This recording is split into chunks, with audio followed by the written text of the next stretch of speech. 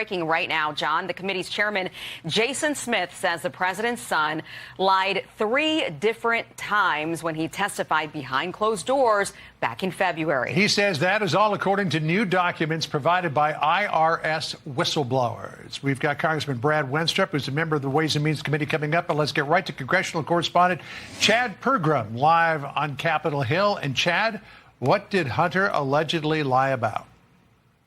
Well, John, good afternoon. Mainly how he may have been involved in peddling influence. It took a lot to get Hunter Biden to take questions from congressional investigators over the winter on this, but the GOP alleges he did not tell the truth when he did appear. Listen.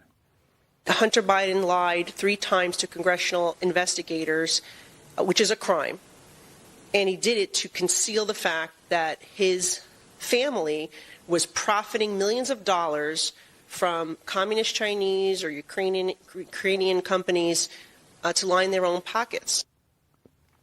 There are 3 main areas where the panel takes issue with Hunter's answers. Republicans say Hunter mischaracterized his role with the Biden-related firm Rosemont Seneca. In particular, the GOP says Hunter controlled certain accounts there. He testified he did not. Secondly, Hunter may have helped a foreign national get a visa, but in fact he had. The committee says there are emails from Devon Archer which prove otherwise. Archer was the business partner of Hunter Biden. And finally, Hunter Biden says he spoke with a Raymond Zhao. In the deposition, Hunter says he sent a text to the wrong Zhao when he was on drugs. However, records show that Hunter spoke to Zhao. Zhao is connected with a major Chinese energy company. Now, committee chairman Jason Smith says these documents prove Congress does not have a vendetta against Hunter. Smith also says the DOJ prosecuted other cases when witnesses lied to Congress. Where'd you get this? Your mother found this behind your drawer. It's money that I've been saving, Dad. $600 you've been saving? What'd you become, a brain surgeon overnight, son? Dad, I worked for it. Doing what? Things. Don't lie to me. Just tell me the truth and I won't get upset. You promise? I'm your father. Would I say it if I didn't mean it? All right. Are we turning this show into a musical?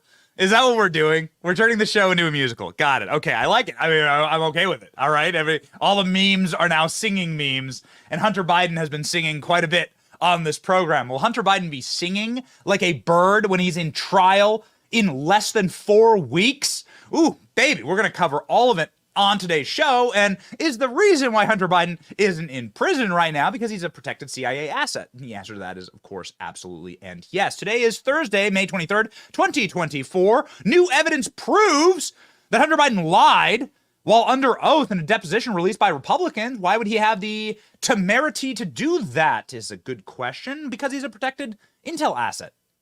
It's a matter of fact. Now, we now know that because the Intelligence Committee has said the CIA is now blocking an investigation into Hunter Biden. Why would the CIA block an investigation into Hunter Biden? Oh, we've connected the little dots. And it's so easy when you actually think about it. We're getting ahead of ourselves here. But why has there never been any consequences for Hunter? Because he's an asset, because he's an agent, because he does the CIA's bidding as a cutout. This explains Ukraine, this explains China, this explains everything, and this explains no penalties until now. So there's a big switcheroo Uno reverse going on right now, which is that the intel agencies are now done with the Bidens. They're going to throw them to the wolves, and this is going to be very, very interesting. Donald Trump holds rally in the Bronx. We'll be live tonight for that, and Julie Kelly joins the show this morning. My name is Benny Johnson, and this is The Benny Show. We are very, very pro-life on this program. We got 3 kids in the family, little kids, 3 kids, 3 and under in the Johnson household. We know, as a matter of fact, that the gift of life is a gift from God. Children are a blessing from God. My friend Charlie Kirk actually just welcomed his new child into the world this week. And there's a reason why parents typically don't stop with 1, is that they realize this. And it's profound and something you can never really talk about to people that don't, I guess, that don't have kids. I'm not trying to like be cruel or make a joke about people that don't have kids. It's obviously a personal choice for you. But when you have children, you know. When you have children, you know. That's why we're proud to partner with Preborn.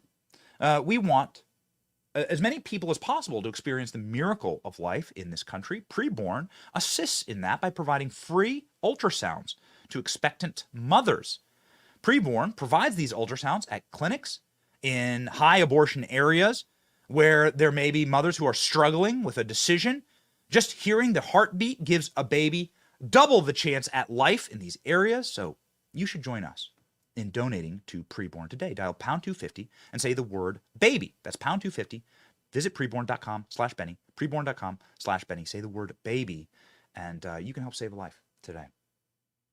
So I want to talk to you guys really quickly about something that, unfortunately, I'm going to need to bring, Mike Benz on, or an Intel expert to really like properly unpack everything. We do have a superpower on this program. That superpower is that we're live and we notice things, and we're able to do pattern recognition. That's it. ALX is our executive producer. We call him ALX AI. Really, like ALX, just kind of like pattern recognition. That's it. That's our superpower on this program. I'm a proud community college graduate, all right? Now, I didn't go to Columbia University. That's why I'm not wearing a Palestinian headscarf. But we are able to see some interesting signals, let's just say, from our friends at the New York Times, which published a piece right here that was published, it looks like, just a month ago. All right. So in 2024, 1 month ago, the spy war, how the CIA secretly helps Ukraine fight Putin. Oh, this is interesting. In this article, what you'll find is that the CIA admits that they have not one, not two, not three, not 4, not 5, 6, 7, 8, 9, 10, 11, 12, 13, 14 different CIA station houses in Ukraine. Well, what do you know about that? That they fund completely through the CIA Ukrainian intel operations against Russia. There's one more secret. The base is almost fully financed and partly equipped by the CIA. 110%, says the top Ukrainian intelligence officer, that the CIA is running military bases in Ukraine. When did this happen? This seems strange. It seems like something we should have known about. Did anybody give a sign off on this? Would we be okay with Russia running intel bases on the border with Canada or on the border of Mexico? Militarized intel bases? I mean, that would come as a shock, right? I would think that's a little alarming. Get a load of this. Here we go. 3 paragraphs in. Around 2016, the CIA began training an elite Ukrainian commando force known as Unit 2245, which captured Russian drones and communications gear so that the CIA technicians could reverse engineer them and crack Moscow's encryption systems. Oh, wow. That's interesting. The CIA also helped train a generation of Ukrainian spies to operate inside of Russia, Europe, and Cuba, and other places with a large, where Russians have a large presence. So interesting. The relationship is so ingrained that the CIA officers remained at a remote location in western Ukraine when the Biden administration evacuated U.S. personnel weeks before Russia invaded in 2022. During that invasion, officers relayed critical intelligence, including where Russians were planning to use drones and drone strikes. That's pretty interesting. The details of this intelligence partnership, with many which are being disclosed by the New York Times for the first time, has been a closely guarded secret for a decade. In more than 200 interviews, current and former officials in Ukraine, United States, and Europe describe partnerships that they nearly floundered from mutual distrust before it steadily expanded into Ukraine as an intelligence gathering hub, intercepted more Russian communications than the CIA stations in Kyiv could initially handle. So they expanded their presence in Ukraine. So Ukraine is effectively a CIA cutout state. Really interesting. When did all this happen? The CIA's partnership with Ukraine, here we go, a cautious beginning. The CIA's partnership in Ukraine can be traced back to 2 phone calls on a night of February 24th, 2014, 8 years to the day before Russia's full-scale invasion. 2014? Who was in office in 2014? What was happening in 2014 as you scroll through the article here? Let's scroll on down.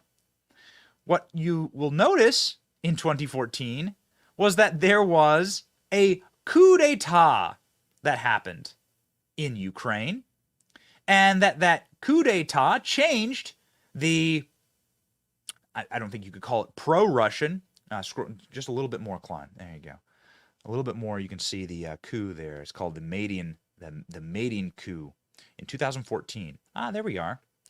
You can see here in Ukraine that this massive coup and uprising that ousted the government and installed puppets for the Obama regime is what led to the initial salvo of the Biden family into Ukraine.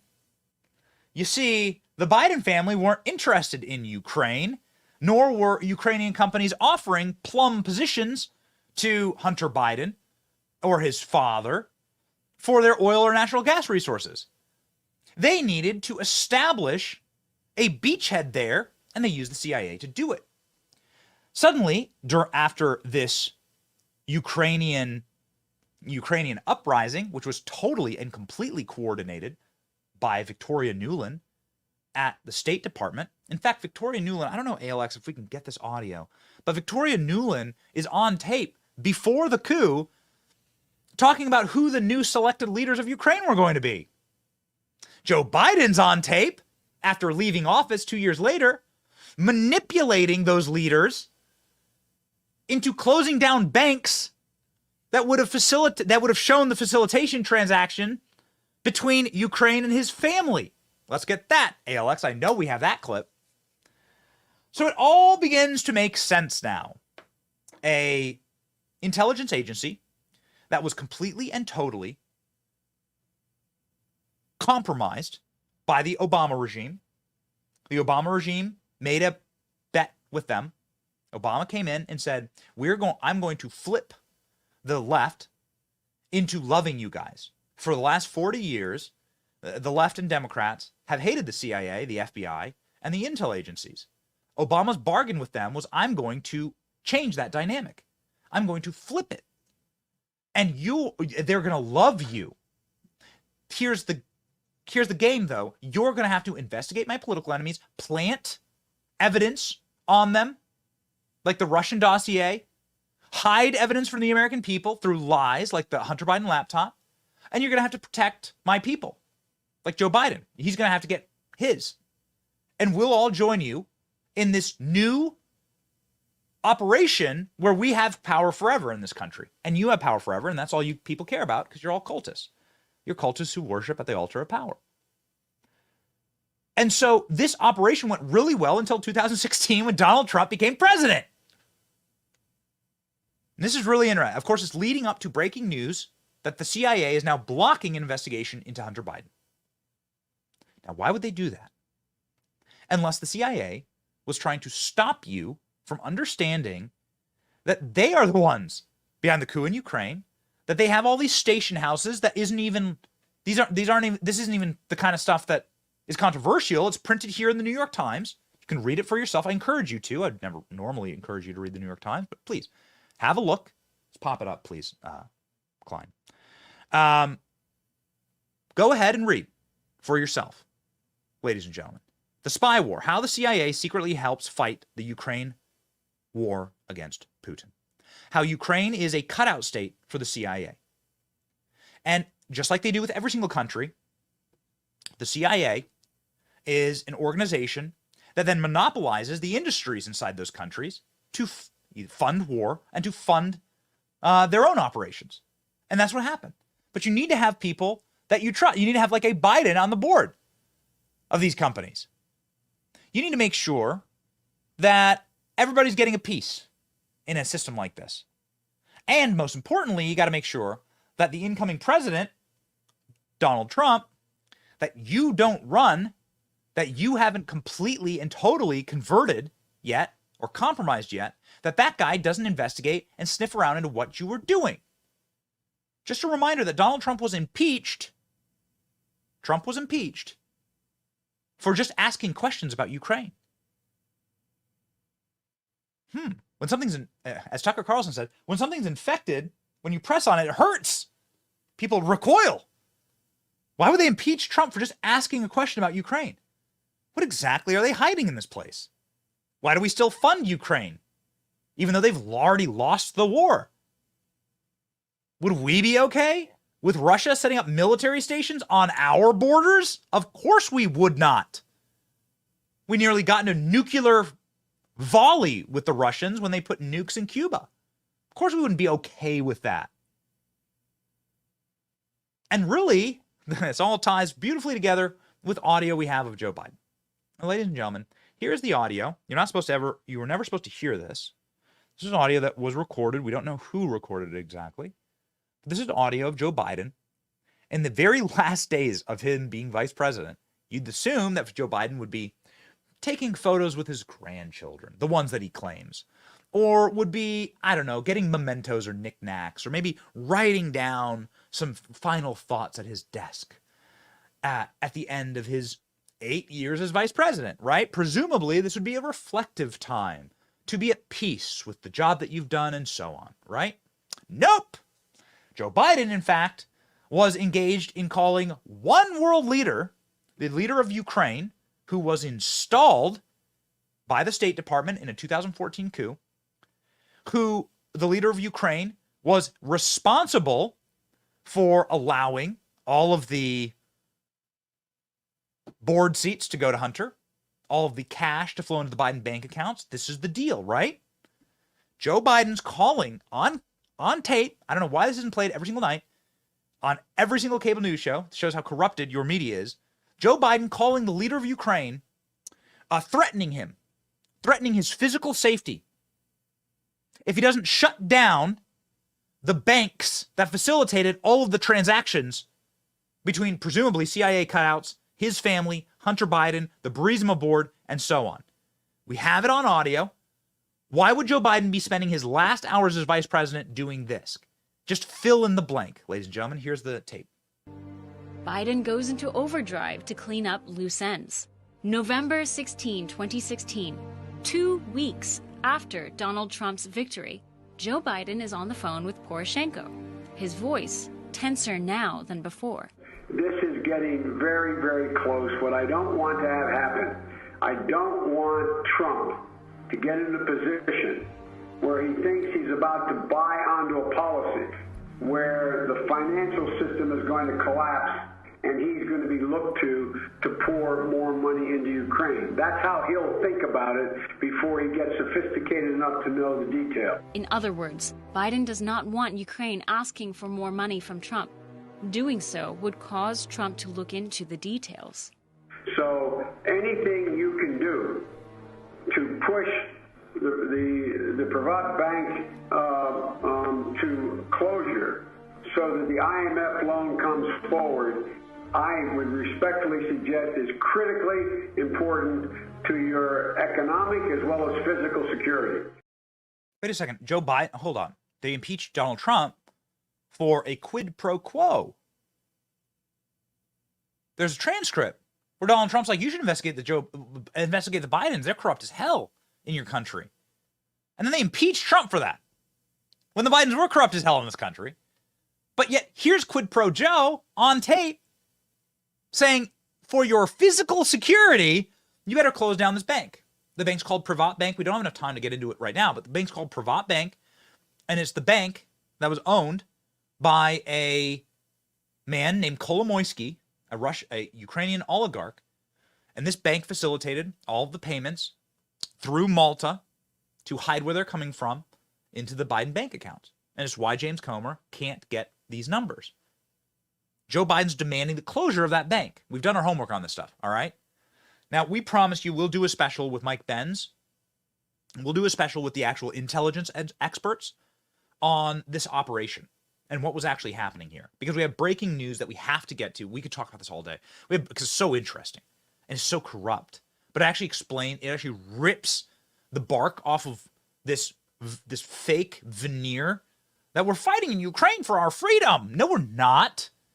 We're fighting in Ukraine to clean up the complete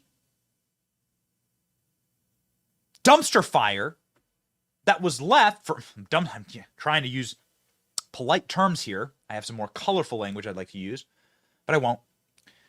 The dumpster tire fire that was left there via our intelligence agencies and State Department. Here, ladies and gentlemen, is Victoria Nuland, the architect of the war in Iraq and Afghanistan. How well did those go? On tape, in a leaked phone call, talking about how the State Department is selecting the new leaders of Ukraine. Ukraine is simply a 51st, 52nd, 53rd state in America. The Bidens were there to facilitate economic activity in order to mitigate Russian energy in the region. That was the goal of that was the point of putting the Bidens on these boards. This was all an operation that was run by our intel agencies. And if you doubt that, have a listen. I think Yats is the guy who's got the economic experience, the governing experience. He's the guy, what he needs is Cleach and Tony Book on the outside. He needs to be talking to them 4 times a week. I just think Cleach going in, he's going to be at that level working for Yatsenyuk. It's just not going to work. We, of course, never choose candidates in any country. We offer the opportunity for candidates of all kinds to learn how to put themselves forward to best effect, and we always support the right of peaceful political protest in any country. All right, so here we go. Let's hop in here. All right, with that as sort of a appetizer course, let's jump into the breaking news of the day. IRS whistleblower says that he could no longer pursue Hunter Biden's lawyer investigation into his sugar brother, Kevin Morris, due to the CIA. Oh, this is interesting. Let's have a look. IRS whistleblower Shapley said he could no longer pursue Hunter Biden's lawyer because the CIA blocked it. What the hell is going on here? IRS whistleblower Gary Shapley, you know him. You're familiar with him. He's the man with the beard who's done the testimony and done just an incredible job exposing the operation at hand here. Says he was told he could no longer pursue Hunter Biden's sugar brother, Kevin Morris, as a witness due to information provided by the CIA, according to an affidavit on Wednesday. Fox News Digital reported earlier this year that whistleblower claimed the CIA stonewalled an IRS interview with Hunter's lawyer, who provided millions of dollars to pay for his son's tax debts. Those whistleblowers said the CIA intervened to stop the interview. The CIA told Fox News Digital these allegations were false.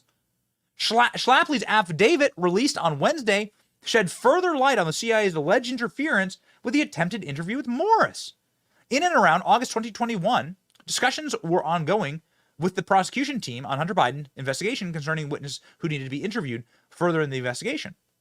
Here's the affidavit you can see here on the script. Schlafly said that the assistant U.S. attorney Leslie Wolf, she's such a wretched creature, but we don't have time to get into it, told the team that she and the DOJ tax attorney had recently returned from the Central Intelligence headquarters in Langley, Virginia, where they had been summoned to discuss Kevin Morris. You can see here a photo of Kevin Morris. You might recall him from Hunter Biden's little antics when he went running into the GOP control house. By the way, Hunter Biden, how does Hunter Biden look older than Joe Biden? I mean, look at this guy. He's falling to pieces. Schlafly said Wolf stated that so this is the DOJ, stated that they were provided a classified briefing in relation to Mr. Morris, and result would no longer pursue him as a witness. Okay, so what does this mean? This is just my initial takeaway here. My initial takeaway here is that, and based on the people that we speak to on the show and what we know about the intel agencies, the CIA has an unbelievable amount of money. There's no way to tell exactly how much money they actually have. Now, I'm not talking like the budgets that they're given. I'm talking about the CIA's operational assets that they've invested over taking those black box budgets, because we don't even know how much the CIA takes every single year or what they do with it. Investing that, running that through various foundations and firms. This is amazing, 60 Minutes report on this from 40 years ago, Mike Wallace, talking about like the dark money of the CIA. Anyway, is the CIA protecting Hunter Biden by using the payments through his lawyer, by funneling payments through his lawyer to just get Hunter Biden off the hook? Knowing that if Hunter Biden was pressed hard enough, he would expose what the operation was actually in Ukraine.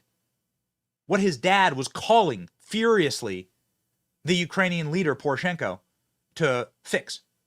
Would expose what they did to overthrow the government in 2014. Would expose that Ukraine is just effectively a client state of our State Department. If Hunter Biden, who is somebody who obviously just fell off the bandwagon, got himself in a ton of legitimate trouble, is a legitimate scumbag and garbage human, would this guy flip on the CIA? Would this guy like tell everybody everything to avoid going to jail? Yeah, of course he would. So then is the CIA facilitating the payments? So this lawyer here, he's on screen right here. He's a guy in the plaid suit. This guy's named Kevin Morris. Would the CIA push money to Kevin Morris to effectively get Hunter Biden off the hook, to facilitate these millions and millions of dollars in back payments? Most people don't have like millions and millions of bucks cash, especially a bong-smoking, pot-smoking, scumbag lawyer like Kevin Morris. You don't have it like sitting around. Why would he pay this off anyway? Like, isn't his dad run the government? Do you see what's happening here? I think that this is what's going on. This is an incredible, incredible report. Investigations probed the DOJ, but since the briefings were classified, she was apparently sanitizing it to an unclassified form to share it on an open phone line. She did not elaborate with more information. She reiterated that they were summoned to the CIA headquarters to be given a briefing on how Kevin Morris is not to be investigated or called as a witness by the CIA. Probably recall that Wolf proudly referenced the CIA, a CIA mug, and stated that she purchased it from the gift shop while she was there. It's uncertain how the CIA became aware that Mr. Morris was a potential witness in the Hunter Biden investigation, probably through spying on someone's phone, obviously, and why the agents were not told in a meeting in advance or invited to participate. It's a deviation from normal investigative process for prosecutors to exclude investigators from substantial meetings like this. The CIA told Fox News Digital last month that the allegations it stonewalled the interview were false. Without confirming or denying the existence of any association or communication, the CIA did not prevent or seek to prevent IRS or DOJ from conducting any such interview. Says the CIA's Office of Congressional Affairs wrote in a letter to Jordan and Comer, this allegation is false. The CIA said that in a general matter, without specific reference to the issue of which you have inquired, the CIA facilitates the Department of Justice's access to national security information in context of investigation, proceed with various circumstances. So, for example, the CIA engages with DOJ to enable prosecutors to understand the national security information that may have arisen in the course of assets or discovery obligations. So, effectively, they're using this lawyer to get Hunter Biden off the hook. This lawyer is a front and a cutout for the CIA to try and get Hunter Biden off the hook, because if squeezed hard enough, Hunter Biden will squeal like a pig about what the entire operation in Ukraine was. This is absolutely remarkable. Here's the reporting on it from Miranda Devine, who's just so excellent on this subject matter. What a bombshell story. In a just world, this would be the biggest story on planet Earth. Our Central Intelligence Agency blocking witnesses from coming forward because they're intel assets. Incredible. Watch.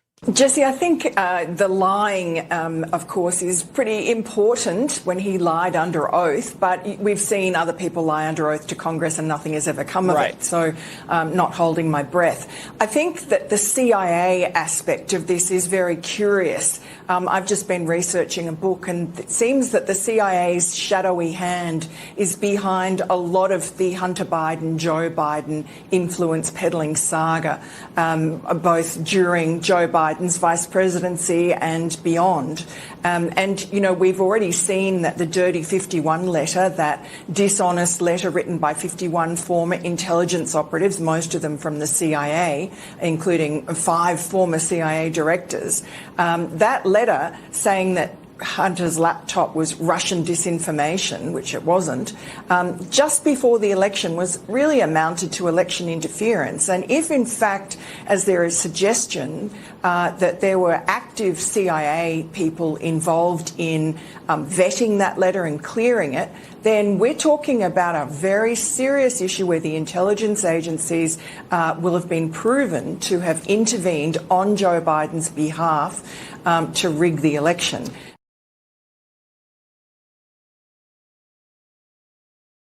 How far does the rabbit hole go on all of this? Why would the CIA protect Hunter Biden's lawyer and stop people from interviewing him? What do they have to hide? We know we know that they began operations in Ukraine at exactly the same time that Hunter Biden got a Burisma board seat without speaking Ukrainian or having any knowledge of the natural gas. Is Hunter Biden a CIA cutout? These operations in China and in Ukraine, is Hunter Biden a bagman? Not for the Biden crime family, but for the intel agencies. That's the question. Why would they protect Hunter Biden's lawyer? Why would they shield the lawyer from being interviewed as a witness? These are questions. Watch.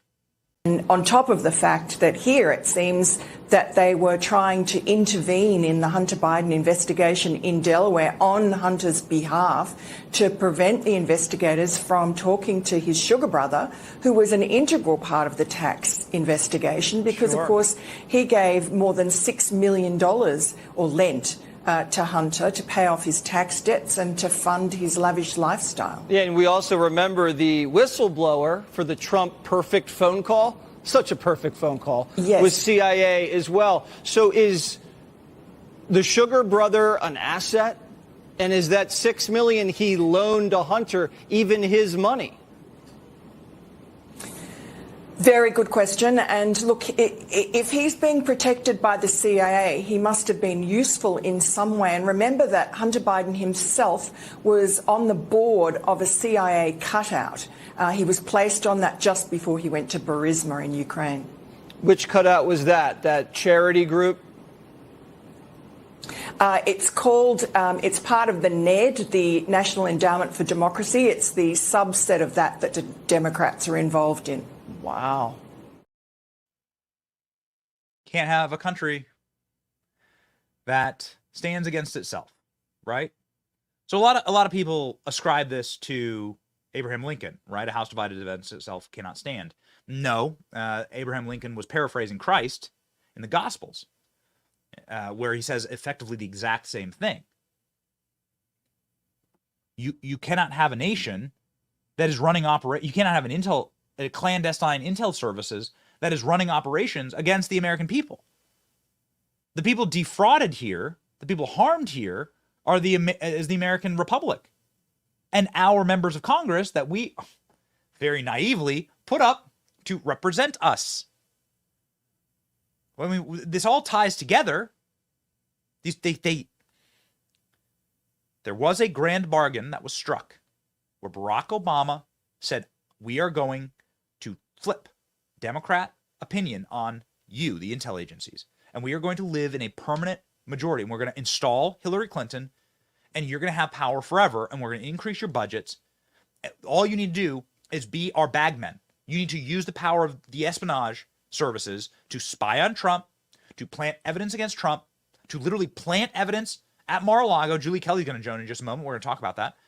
To authorize deadly raids of Mar-a-Lago.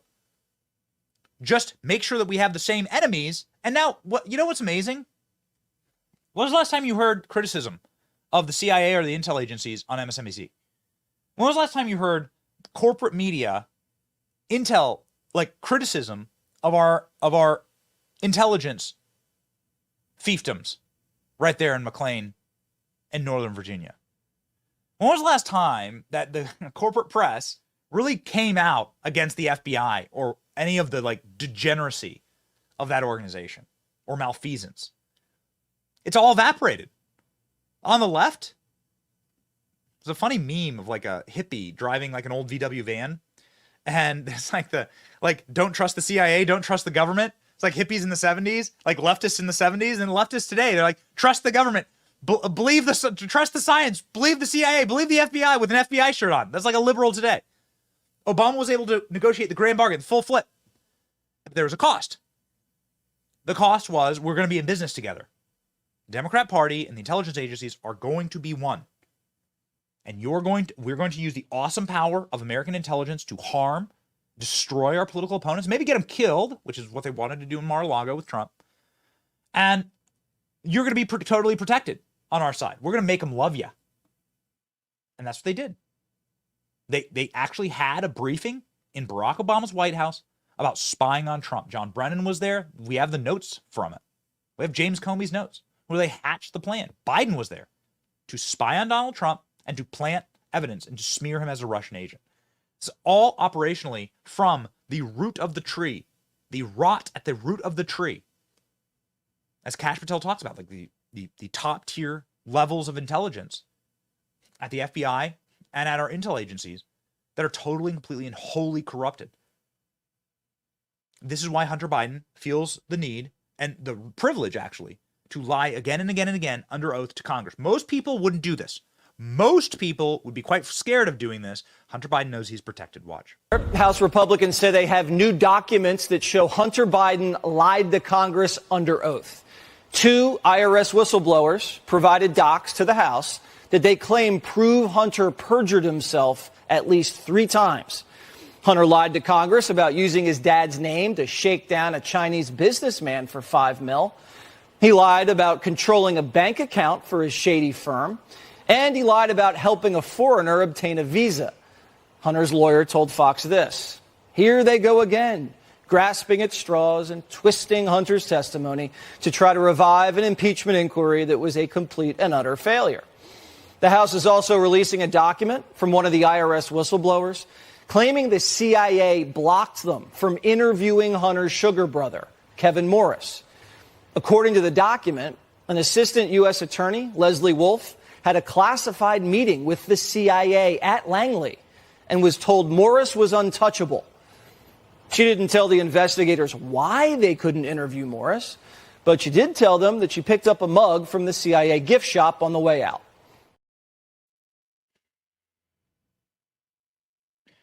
The reason why they hate Donald Trump so much is that Donald Trump proved that these people whose hubris shall be their downfall, he proved that they're not actually in total control of this place. That's what Trump proved. He proved that we, the American people, still have some modicum of control here. And that we, the American people, can undo the evil will of these organizations. This is why they hate Trump. And they hate him with a burning, raging, hysterical passion. You see this in the James Comey clips across social media right now. James Comey is doing another limp-wristed, soy-filled tour to cry about Donald Trump's persecution of his potential persecution of his political enemies. Could you imagine? Meanwhile, the organization that James Comey was head of had a kill warrant for Trump, an assassination note, in fact, to go and storm Trump's house and to murder maybe his son, maybe his wife, maybe Trump. Who cares? Whatever. Melania tries to stop you from raiding her closet, go see her hat collection, then you just fire away. They had medical teams on hand. They told their agents to wear disguises so they could, so that you could create like mass confusion, and hopefully you just get rid of the problem like that. Yeah. There's one person who is then on top of this and who actually exposed this assassination operation to the entire world. That person's name is Julie Kelly. She's a dear friend of the show. She knows this kind of stuff better than anyone, actually. And so in times like this, fog of war, it's very important to have sort of a very sharp beacon and a siren for everyone to look at to clear the fog away. And Julie Kelly is that person. She joins the program now.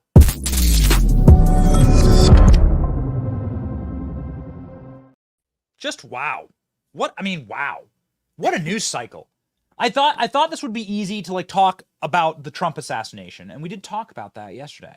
But now this morning we're hearing about Hunter Biden being protected by the CIA. Hunter Biden's a CIA asset, cut out. And it just all seems to have the same, the root is the same at the base of the tree. The rot is the same. And they're covering up and they're trying to get rid of their political enemies. And you exposed how they wanted to assassinate Donald Trump this week. It's remarkable, Julie. Well, I mean, I know people use the word assassination. I'm not so sure that that is how I would describe it, but it certainly did set up circumstances that could have been extremely dangerous, violent, and potentially deadly.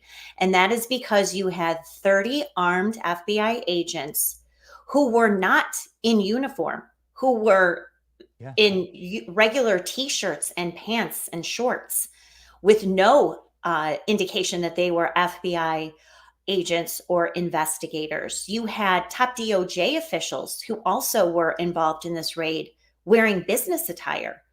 So it's very easy to imagine scenarios where this could have really gone sideways. And of course, a lot of people point to, well, Donald Trump wasn't there. Well, Donald Trump has his own plane. He could have been at Mar-a-Lago within 3 hours after that raid started.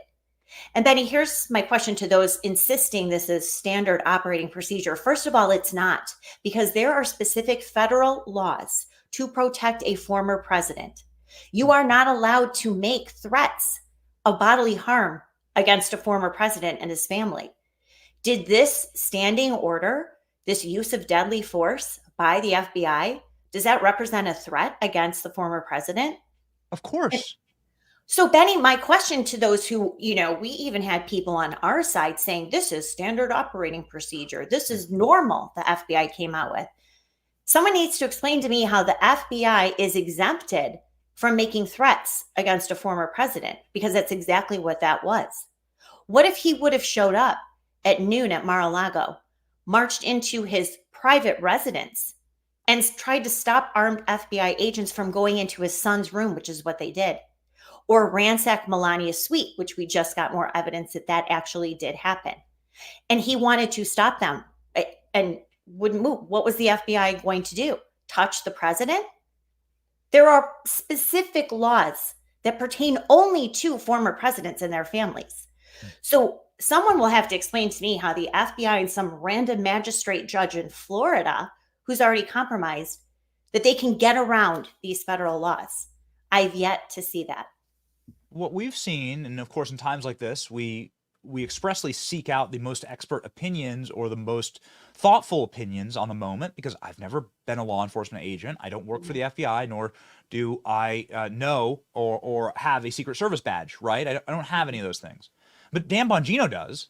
And Dan Bongino was a Secret Service agent for a very long time and understands this. And he's saying on social media, like, listen, this is insanity. And the setup here is the creation for a blue-on-blue massacre, where you have the Secret Service, who is duty-bound to not let anybody lay hands on or put a threat against the president. That's right. And they both have claims to the protection of the president. They both have federal orders. So this was designed, it seems to me, I mean, I use the word assassination because, quite frankly, this is what could have happened if things spiraled out of control. As you just illuminated, there was nothing stopping Donald Trump from marching into his own property, guarded by Secret Service, and for there to be a massive standoff then that could have gotten really ugly. Am I wrong?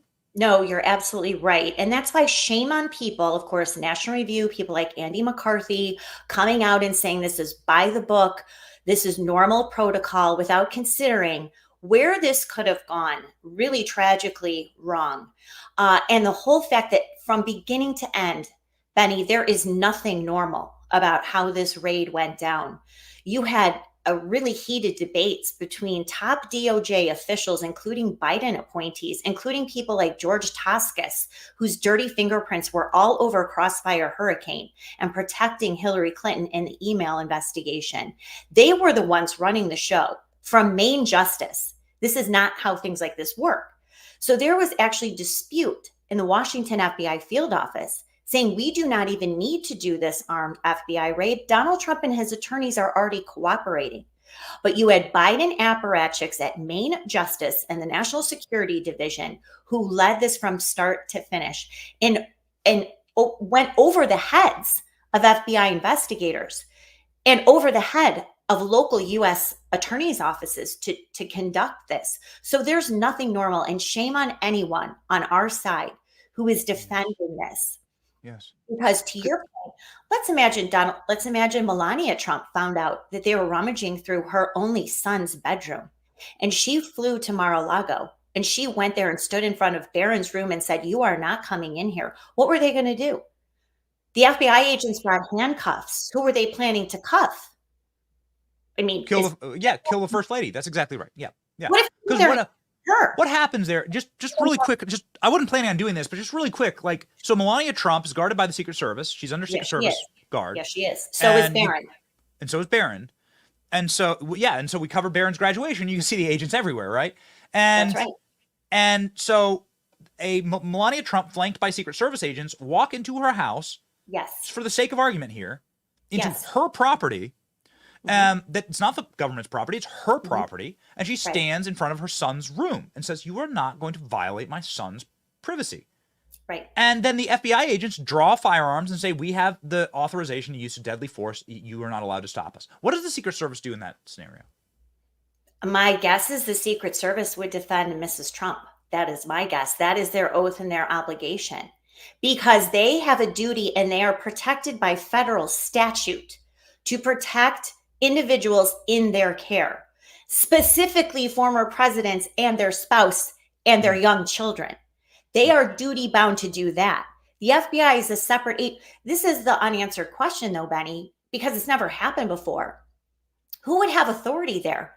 Some thug FBI agent from the Washington field office?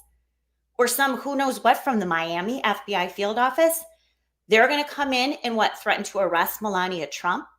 Threaten to what? Put their hands on her because they have this search warrant from this magistrate judge. We're allowed to do whatever we want. No, you're not, because there's actual laws to protect the president, former president, and his family. So this is what people like Andy McCarthy and these some of these former FBI whistleblowers who I have a lot of respect for, and former federal prosecutors saying this is normal protocol. No, it isn't. Show me where this has happened before. And you show me how these FBI agents can circumvent federal law and threaten the lives of a former president and his wife and potentially his child, because that's exactly what this use of deadly force policy embedded in this order designed by the FBI. That's exactly what this did. Yeah, Stephen Miller was on our show and is going quite viral from yesterday, talking about how this is a document dispute that was already handled and more importantly was facilitated in part by the federal government, putting boxes of classified documents into Donald Trump's home. And we have the paperwork to prove that. We have the FBI emails to prove that. And at what point do you step back and say, wait a second, like either ignorance or malevolence on the federal government's part is what led to this potentially deadly raid in the first place? That's because they're the one, GSA is the one saying, take the documents. Right. So there are a couple of different troves of boxes, to your point. So there were boxes that left the White House and went directly to Mar-a-Lago. Now, Jay Brett yesterday, I was at the federal courthouse in Florida yesterday for another hearing in the classified documents case. And Judge Cannon, who's presiding over this, who is a warrior, she is a one-woman wrecking crew. And this is why we're getting all this information. Benny, we need to step back for a minute. The DOJ and FBI never thought that the American people would see that operations order with the use of deadly force policy and guidance included in it. They never thought we would see it. There was no reporting. It was not attached to the affidavit that was released. The Washington Post, their big story about the debate before the raid, never mentions that there was this use of deadly force policy. But for Judge Cannon, we would not have seen that. And that's why it was so explosive. I was waiting for that motion to post on Tuesday. It did. And that's how I picked it up and got the scoop on it. But now that's why they're scrambling to defend it, because they never thought that we would see it. And we're going to see a lot more. But there's never been any reporting now, almost 2 years later, that this policy was included that represents a threat, a deadly threat to a former president, his wife, and potentially his son, because that's where they live. Even though they weren't there at the time, it's still their main residence. They could have been there within hours. And this is the sort of thing that the people on the right defending this are not entertaining at all. And shame on them for not doing so. I want to talk about your day at the court yesterday in just a moment, but just since we're talking about presidents' sons, and since the trending article and the trending topics across our social media feeds are the CIA protecting Hunter Biden, saying you're not allowed to interview people in Hunter Biden's order, like bringing in Leslie Wolf to CIA headquarters and telling Leslie Wolf you're not doing briefings to prevent the IRS from going after Hunter Biden. What does that tell you, Julie Kelly? I mean, I did an interview this morning when we're walking through all these latest revelations and scandals. It's impossible to get your arms around the deep corruption that we're seeing unfold. And I think this is the frustration, and it's part of why Donald Trump is ahead of Joe Biden in so many areas, because these people really represent a threat to our country, to the safety and stability of our country. And when you've got the DOJ threatening, basically saying, we'll use deadly force if you get in our way against a former president, his wife, and child. And on the other hand, you've got a degenerate who is breaking the law every which way, from being a druggie to having a firearm when he shouldn't and then lying about it, to sweeping up millions of dollars from corrupt oligarchs and business interests across the world. I mean, this is really a banana republic style territory we continue to descend in, where the elites are protected. They can get away with whatever they want, while now you can arrest, charge, and possibly authorize law enforcement to use deadly force against former president. And this was a few months before he announced he was running for president. Everyone knew that too. So it's just mind-blowing on so many levels. But these people are exceedingly dangerous, and no one should be defending them. No one on our side. It really is remarkable the more that you learn about Hillary Clinton and her illegal server, and the more that you learn about the Bidens. This is textbook for what would have been what should be a federal raid. And if you're looking at people who deserve a federal raid, who may be compromising American secrets and or breaking law, then you look at the Clintons and the Bidens and how they're handled versus how Trump's handled, and there's the game. Exactly. And Joe Biden, I mean, months before this raid on Mar-a-Lago, we are now told that Joe Biden deployed people to go to the Penn Biden Center and look for classified documents. The same time of this raid, Joe Biden knew that he had classified documents, including national defense information, he bragged about to his ghostwriter, Mark Zwanitzer. And they found classified documents and national defense information in several locations. By the way, we don't know what documents were taken out of the Penn Biden Center and never turned over to the government. We don't know where some of them went. They could have been destroyed. They could be hiding in Kathy Chung's, vanity somewhere. We don't know, because they weren't tracking this at the time. There was no raid of any of these. It was like, please, can you turn over, Joe Biden, these Afghanistan war plans that are still highly classified? So I think that again represents such a double standard. But now that this has been revealed, and you have the FBI coming out the other night after I posted all of this and, justified outrage on our side, saying that this is normal. No, nothing normal about it. It's just normal to just go kill innocent Americans and presidents. Sure. Yes. Okay. Well, like get rid of the illusion that you live in a free country, right? Like you just That's have to, then you just, okay, that's fine. To take out the idea that this is a republic by any measure, and you live inside of an authoritarian dictatorship and autocracy. I again, I have a follow-up question about that, but really quickly, yesterday you were at the court. You were I don't know who posted it. Maybe it was Mike Benz, but he's like, Julie Kelly's just a saint. She's just a saint. Maybe it's Jack Posobiec. She's a saint in this house. Jack. I'm like, Jack. Jack. No, not a saint in this house.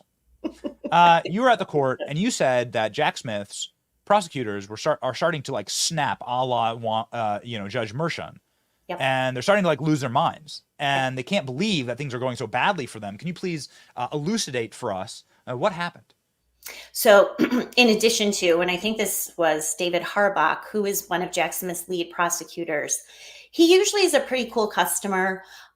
Judge Cannon and Jay Bratt, who started this investigation for the DOJ, they really clash. Jay Bratt clashes with a lot of people because he's got issues. But anyway, so David Harbach was handling the morning hearing about it, motion to dismiss for selective and vindictive prosecution. This was a defense motion filed by Waltine Nauta, Trump's longtime aide and valet, who also is charged in this case.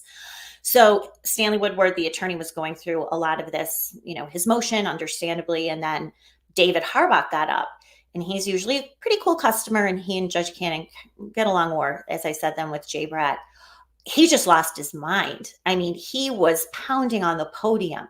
He said, this is garbage that I have to sit here and listen to this defense motion being, vetted in public. And he's bringing up arguments he never did before. Oh, okay, DOJ, please tell us how professional and your professional standards are. And at one point she looked at him and said, I need to ask you to calm down. He was so worked up, but he wasn't just worked up about this motion. He's worked up because she is killing this case a death by 1,000 cuts. As I've written at my Substack, she has now turned the tables, Judge Aileen Cannon, and she is putting DOJ and Jack Smith on trial. That's what started yesterday with these two hearings, because she did allow the defense attorneys to really go on about this selective vindictive prosecution and evidence that they have about it.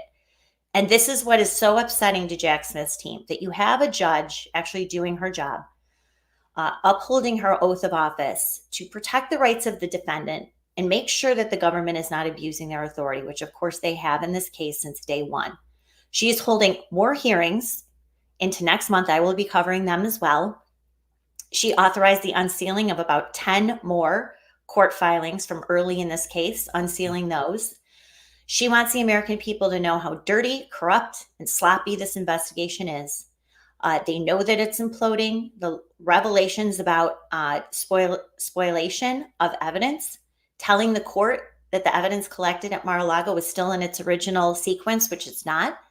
Telling Judge Cannon that some of the placeholders that were used to indicate where classified documents were found in boxes at Mar-a-Lago don't match up in some instances to the actual classified documents. This is a disaster. So Benny, not only was this a dangerous, unprecedented raid, it is now a bungled investigation because they've screwed up every step of the way, including how they handle their own evidence. So this is a debacle. So this is why David Harbach was having his little mini temper tantrums yesterday. It was great. It was awesome to watch. Man, it's when evil breaks, it just happens all at once. And these people, Juan Mershon is like screaming in the courtroom and making a fool of himself. And apparently we're going to get tapes of that, which we can't wait. And now we have the DOJ lawyers who are cracking. It's wonderful to see. It is, really quickly as an aside, one of the hearings you're going to get into next month, according to the schedule, is Jack Smith's special counsel appointment legitimate? Mm-hmm. Your thoughts on that? So this is another stunner. And again, commending Judge Cannon. So she will hold a series of four hearings, two hearings really over the course of 4 days. One is this motion to dismiss based on the unlawful appointment of Jack Smith. This is something that former Attorney General Ed Meese and Mike Mukasey filed in the immunity question at the Supreme Court. And they argue very strongly that Jack Smith's appointment is unlawful because he was never confirmed by the Senate. This is an extraneous position and he has no right to bring any of these charges. So she is going to hold a hearing on that the end of June. Then 3 days after that will be the big trial against Jack Smith, and that is collusion between the DOJ archives and Biden White House to concoct this case. Wow. As we know, is profoundly and demonstrably evidentiarily true. And Yes. that will maybe bring the whole thing crashing down just in time for a debate between Joe Biden and Donald Trump. Here's my parting question for you. And we have an optimistic show. Unfortunately, Julie, we always have to book you for these horrible topics and this awful like assassination and raids and all this stuff. But you're an optimistic person and you're a very cheerful person. I don't know how you do it, looking into the heart of darkness every day. But here's my question for you. And my parting question, which is, has the system been broken enough that now it's pulling back? And they've seen the failures and they've seen the polls, and there's a new round of polls that are just devastating. And now MSNBC pundits are up saying, there's no way Joe Biden's going to overcome what's happening in Georgia and Wisconsin and Michigan. You can't overcome it. You just can't.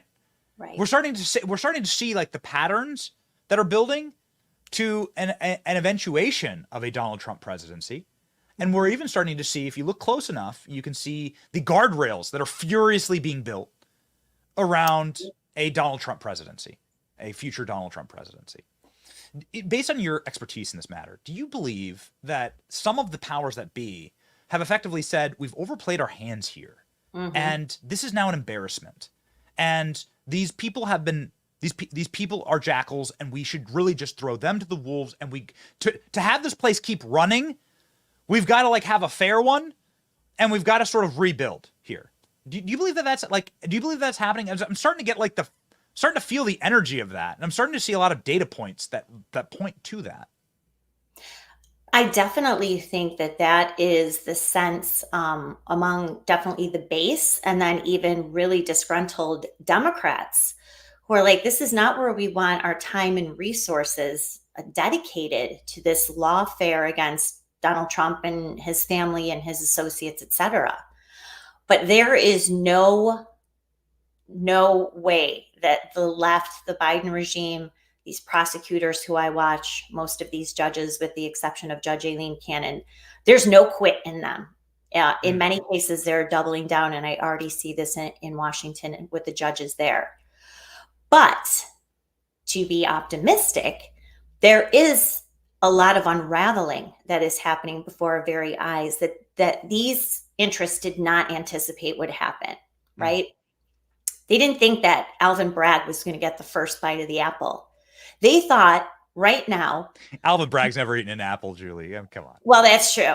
The first bite of the double bacon cheeseburger. Not that that's wrong, because no one loves them more than I do. But Alvin, yeah, you're right. Maybe a few apples.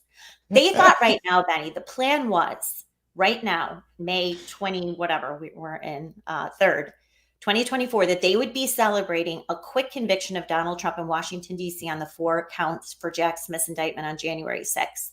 They thought they'd be celebrating that they would be moving then this team down to Southern Florida permanently to start the next federal trial against Donald Trump for classified documents. They didn't think any of this material, most of it, would ever see the light of day.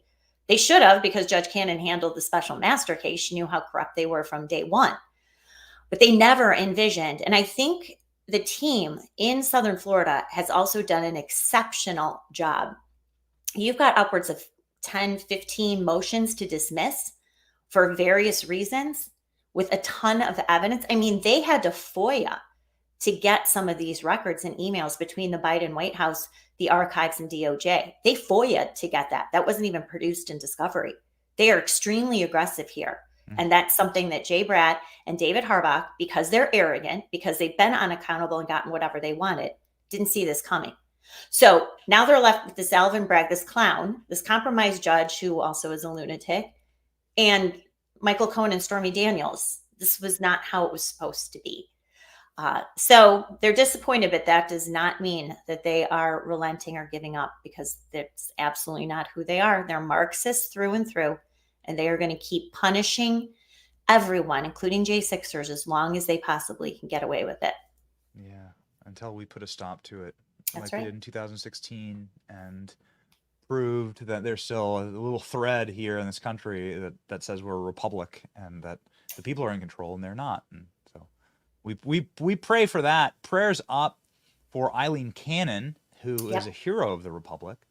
And we're sure that you're probably going to be sending a box of candied apples maybe to Alvin Bragg. We have a photo here of Alvin Bragg potentially carrying. Yeah, I mean, it could be a box of candied apples maybe into court. After Donald Trump is acquitted and becomes the most acquitted man maybe in American political history.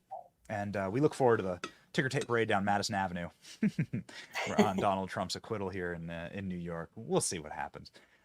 Julie Kelly writes for her declassified Substack, but also for Real Clear Investigations, which is such a sharp organization. We love Real Clear.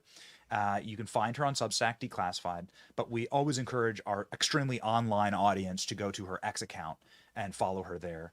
625,000 patriots, cannot be wrong. And Julie, of course, will share all of her newest research and investigations and bombshell reporting on her X first, and then go and support her on all of her other sites. Godspeed, Julie Kelly. Thanks, Benny. Thanks so much for always having me on. So grateful for your coverage. We're grateful for you, and we want to meet those doggies someday. They're outside in the heat. I got to let them in now. All right.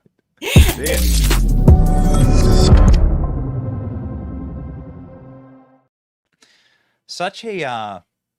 You're part of a family. Part of a family here. Part of a family of extremely smart, sharp people like Julie Kelly, of people who wish to simply have the truth. We don't really consider ourselves Republicans first, to be quite honest with you. I consider myself America first, and my family first, my faith first, and the truth first. And whether that truth is uncomfortable for Republicans or for Democrats, like, doesn't really matter. But we have like this great family here. I see the chat every single day. It's up all day, every day. We love y'all, and we're here to create an environment where you don't feel alone, where you feel like there are people who are fighting on your side. Stephen Miller was on the program yesterday. Great. Bunches of members of Congress, senators. Rick Scott was on, and now Rick Scott has announced that he's going to be running again for Mitch McConnell's old seat. And given the field right now, we full-throatedly endorse Rick Scott. Rick Scott has been on the program.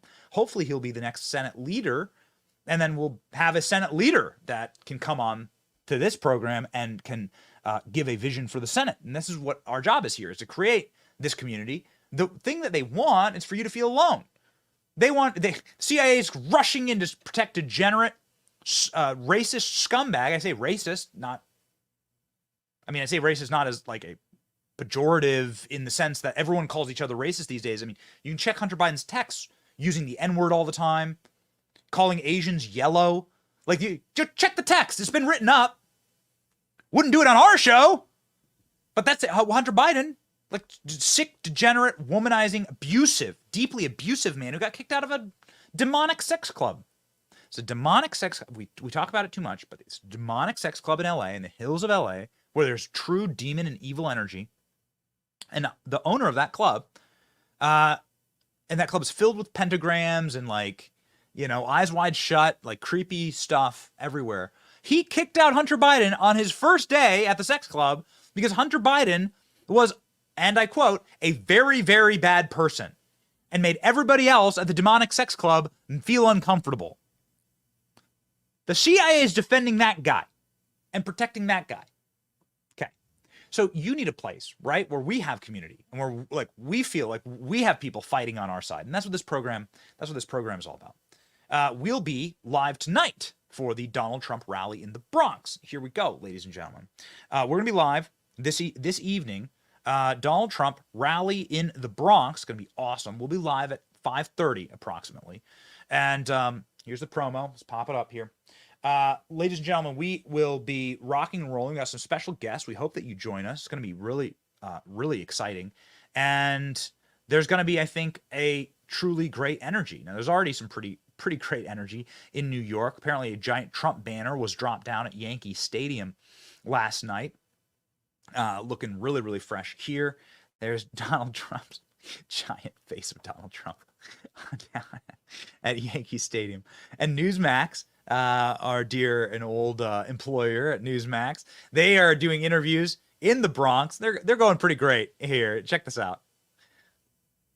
Everybody's struggling. People are getting desperate too. That brings the crime up. When you get poverty and you get a bunch of people that come here that get actually more benefits than the people that been here, then what?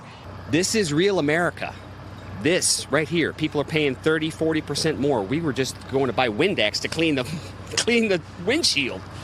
Everything is expensive. Everybody is hurting.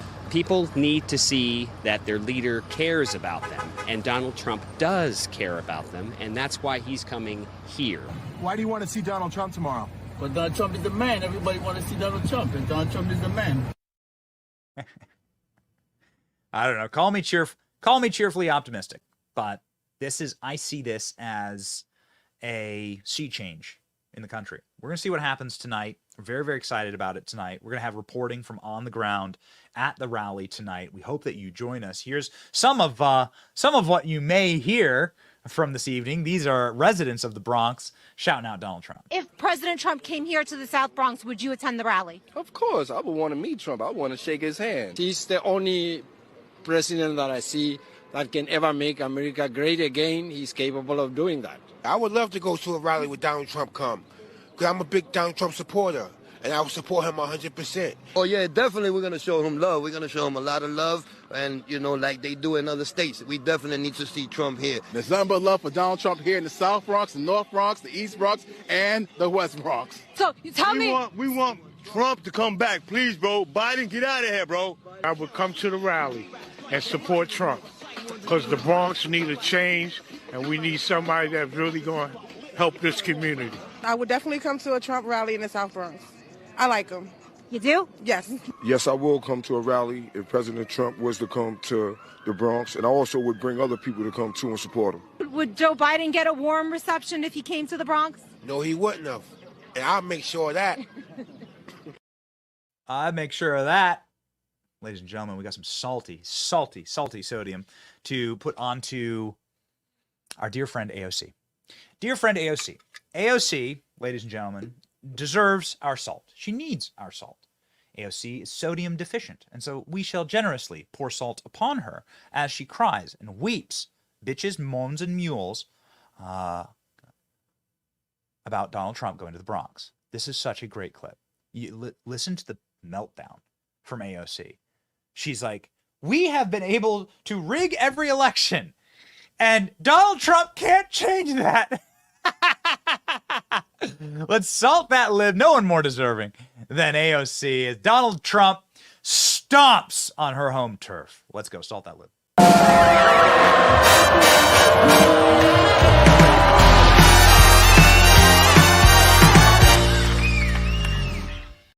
What do you think about a big Donald Trump rally in the Bronx? I mean, I think, as you mentioned earlier, this guy is stuck in court. And let's be very clear about the fact that he is stuck in court because over hush money payments for in order to quiet the story about him having sex with Stormy Daniels in the lead up to the in the lead up to the election. And I think that because he is stuck on so many charges around fraud and these payments, he is stuck in a pretty tight radius of where he can go. New York City's blue, Brooklyn is blue, Queens is blue, the Bronx is blue, and he's got nowhere to go. And so he's decided to come to the South Bronx. He's broke. He needs to pay these legal funds and, bussing people in order to get those donations so that he can funnel them to his legal fees is kind of his business right now. Bankin' boo, Dunkin' Do, Bankin' Do, Dunkin' Do. Thank you, AOC. That's brilliant. It's so great. Even John Fetterman's like, what the hell is she saying exactly? Joe Biden's like, come on, Delaware, Amtrak, clickety-clack. They're not sending their best, ladies and gentlemen. AOC says that, well, these places are blue. And yet, we can see footage like this from our friends, Margot Martin on the Trump campaign, where doesn't look like a blue city. This looks like a Trump rally in the streets of New York, which is exactly what it was. I count at least hundreds upon hundreds, and maybe thousands by the time you add up, definitely thousands by the time you add up a couple blocks of this, of people showing up to support Donald Trump. And you can find that, shockingly, everywhere that you look. And in places that you may least expect. Like, for instance, in Harlem. Here, Harlem, shout yourself out.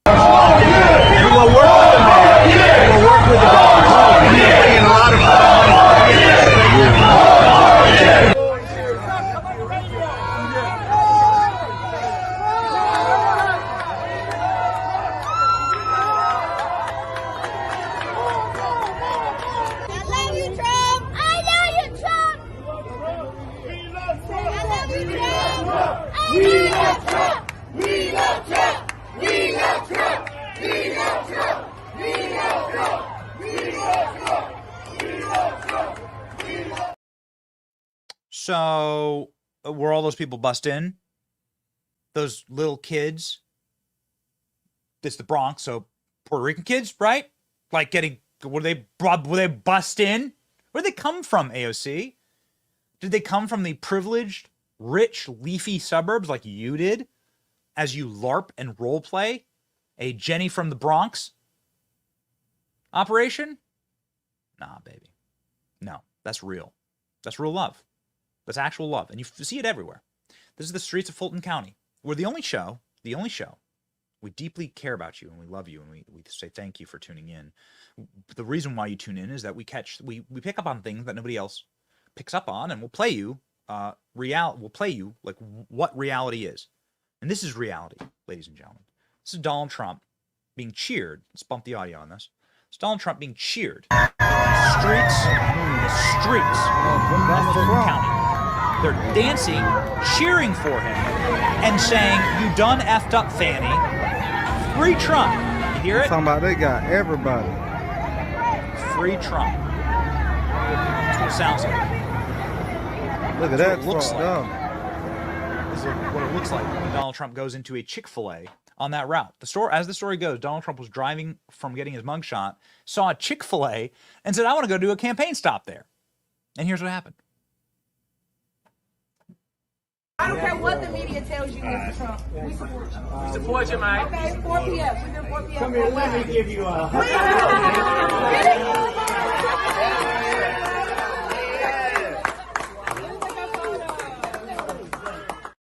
Let me give you a hug, says Donald Trump, as he hugs the woman who says, "I don't care what the media says. We love you. We love you." Yeah. How was AOC treated in the Bronx? This is kind of interesting. Just as an aside, our intrepid production team was noting, Donald Trump gets a better reception than AOC does inside of the Bronx. Here's what happens when AOC decides to give a speech in her home congressional district. Quite interesting. Enjoy. The American dream. We believe in it. Now we will fight for it. With that. Yes, and ultimately, I think that there are 3 points of consensus here that are very important in getting a solution to this issue. The first is that there is consensus here across geography and states on increased federal resources to cities and municipalities dealing with this issue. The second is to allow for work authorizations so that the folks in here can get to work and start supporting themselves as soon as possible. They are prevented. Yeah. Huh. Kind of funny how AOC gets screamed down every single time. Danny, look, can I have that one of her dancing? That one was so embarrassing. Where they were like protesting her so much and she started dancing on stage. So embarrassing. Something that you would not be embarrassed about would be being able to have a very, very solid cell phone connection when we go live tonight. Something that you shouldn't be embarrassed about is your cell phone company. You're not going to catch photos of me wearing Nikes or drinking Starbucks or going to Disney I'm not going to fund the left, and you shouldn't either. You will catch me on a phone, though. There's some things I got to use, right? And so I'm going to be using Patriot Mobile. Patriot Mobile is the cell phone company that keeps us connected. We're going to be live tonight. We use our Patriot Mobile devices when we are live to stay live because they have excellent nationwide coverage on all three networks, the most dependable, and you can do it without funding the left. You can do it to support free speech. Their 100% US-based customer service team makes the switch easy. Switch today. Go to patriotmobile.com/Benny. Call 972-PATRIOT. Get free activation today when you use the offer code Benny. Join me and make the switch today. patriotmobile.com/Benny. So we have some pretty interesting news for you, and we feel obligated to show you when people have done the right thing. Now, as you may know, if you follow the show, we don't like Nikki Haley at all. Like, we don't. We'd probably rather be in a room with AOC than Nikki Haley, to be quite honest with you. We're not fans of Nikki Haley. Went really, really hard. In fact, you could argue that we went harder than anybody else. We actually traveled to Nikki Haley's hometown of Bamberg, South Carolina, in order to ask people what they think about her. And nobody said anything nice to us. Everybody said that that woman has abandoned us and has destroyed this place.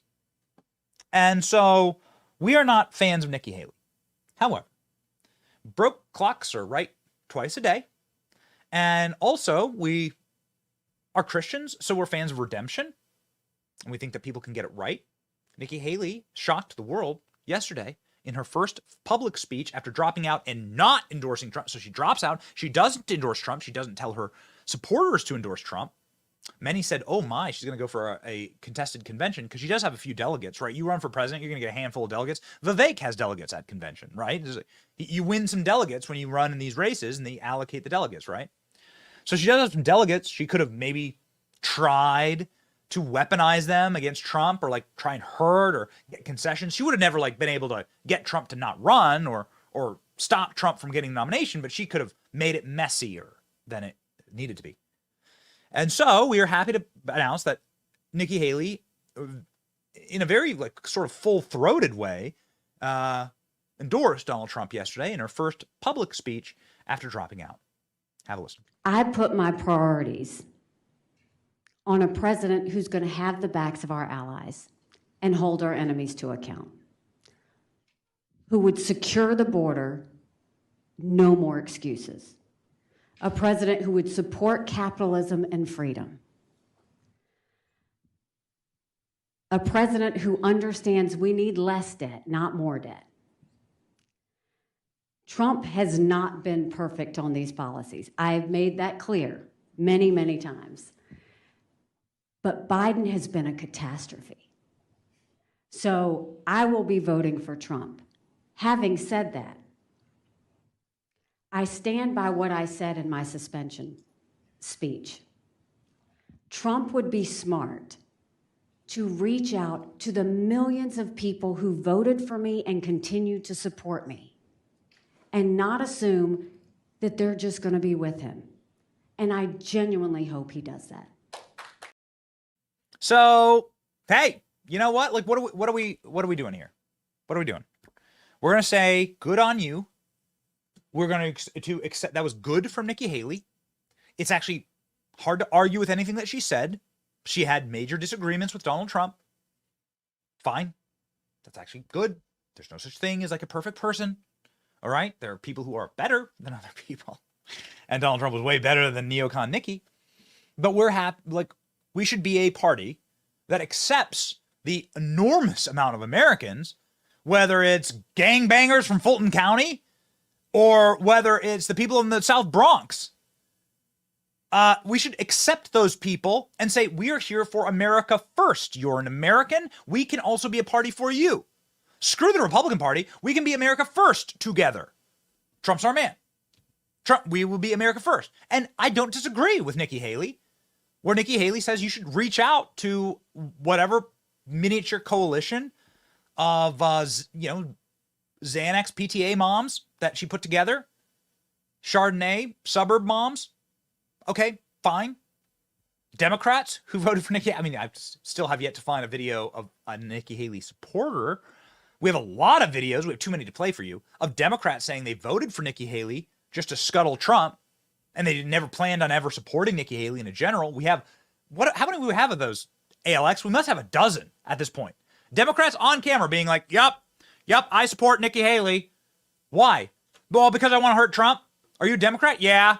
Will you vote for Nikki Haley? No. All right. There's your support. Either way, putting that aside, it's good to have a unified party. It's good to have a unified front. It's what scares them the very most. It's also another drop in the bucket of evidence that Nikki Haley, who has obviously deep connections to the intelligence community and to permanent Washington, D.C., that the order has gone out that Donald Trump is going to win the election. I think Donald Trump is going to win the election. I think they're not going. I think they're going to. They said we've broken the system too much. That's my contention. We've broken it too much. Trump will win. Let's put guardrails on a second Trump term. That's what I believe. I believe it from in the core of my being. I've just seen too much. I've seen too much of the patterns. I've seen too much of the pattern recognition to now I understand. I think I understand this is what's going to happen. Anyway, I'm not trying to give you false hope or anything. I'm just trying to say, well, everyone's crying. Here's another salty lib, Nicole Wallace, shrieking, literally shrieking over Nikki Haley endorsing Donald Trump. Now, Nicole Wallace is if you had an AI bot, built in China, it's an AI robot whose just job it is to repeat and vomit out permanent Washington, D.C. talking points, you get Nicole Wallace. Go into your laboratory, you get Nicole Wallace. So Nicole Wallace, having a glitchy programming error over the fact that Nikki Haley just endorsed Donald Trump is delightful. It's our second Salt That Lib of the day, but we have too much fun with it. So, Nicole Wallace, let's salt him.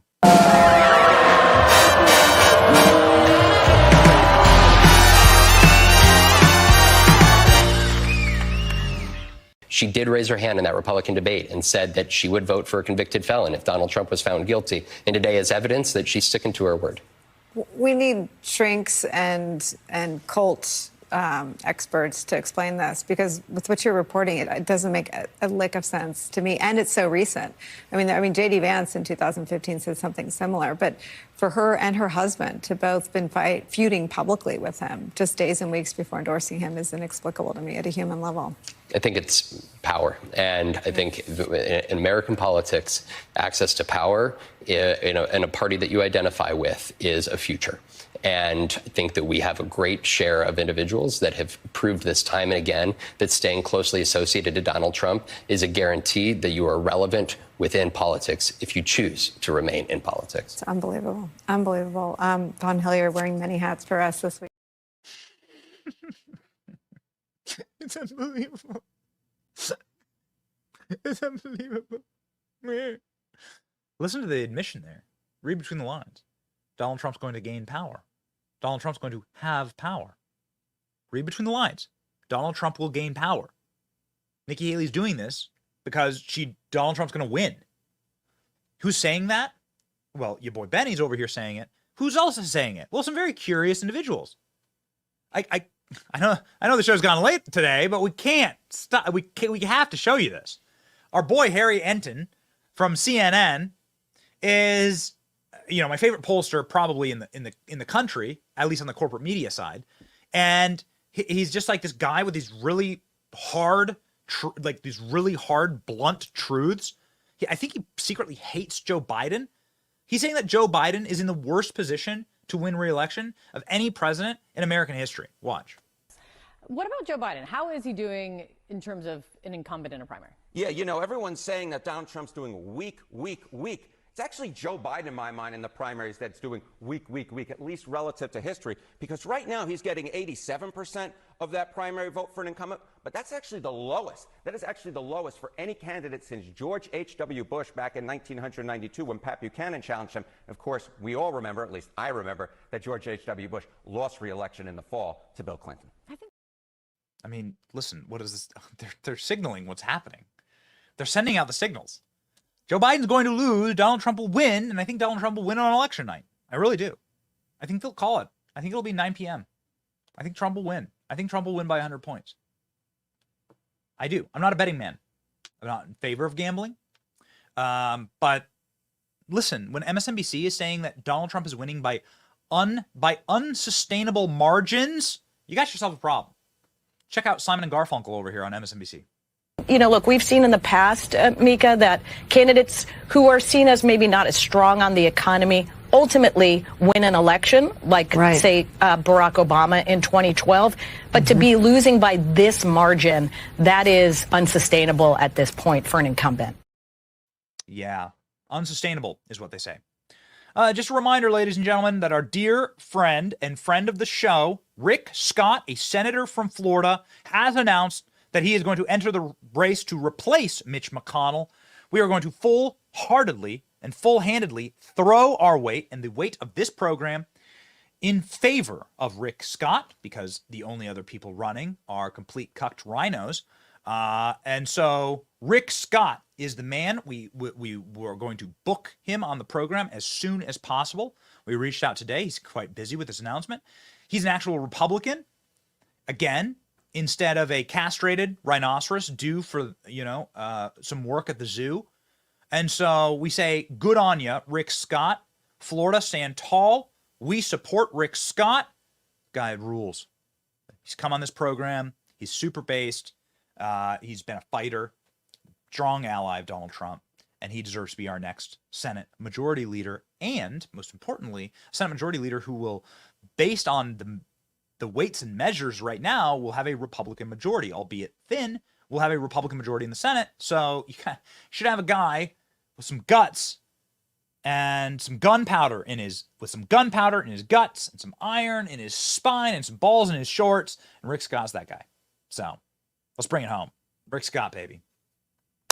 Verse of the day. Let's rock and roll. Psalms 62. Truly, he is my rock and my salvation. He is my fortress. I will not be shaken. There is shaky times, obviously. They're raiding the president's house, guns drawn. They want to murder Donald Trump. And they've made that very clear. If they put Donald Trump in prison, they want to take away his Secret Service. What do you think will happen to that? We played you the clips of Jimmy Kimmel, like live action role playing the death of Donald Trump in jail. I'm just using that as one of many compounding examples of how shaky things are right now. If you have only faith in men, then you would have lost all your faith a long time ago. And you certainly would have lost it looking at the landscape today. You should have your faith in God instead. God should be your rock, your salvation, your fortress. And God, who set the rules of the universe in motion, who created the logarithmic electromagnetic math that holds the universe together, that created the symphony of creation that is still an unsolvable mystery to the human mind. That God, who is all-powerful, will hear your prayer and will answer it and will save us. He's made that very clear. And so we just believe that, like little children. It's an article of faith, actually, for us. We simply believe it. That is what we believe. It takes a lot more faith to be an atheist. We said this on Timcast the other night. It's a lot more faith to be an atheist, to be quite honest. We don't have that amount of faith. We simply have the truth. And the truth shall set you free. That's what we're about on this program. Join us later this afternoon in short order for Donald Trump's historic rally in the Bronx, the first president to rally in the Bronx since Ronald Reagan. Ronald Reagan was the last guy to hold a campaign rally in the Bronx. And so let's roll, baby. It's going to be exciting. It's your boy Benny. March with us on to victory. Can't stop an army of happy warriors. See ya.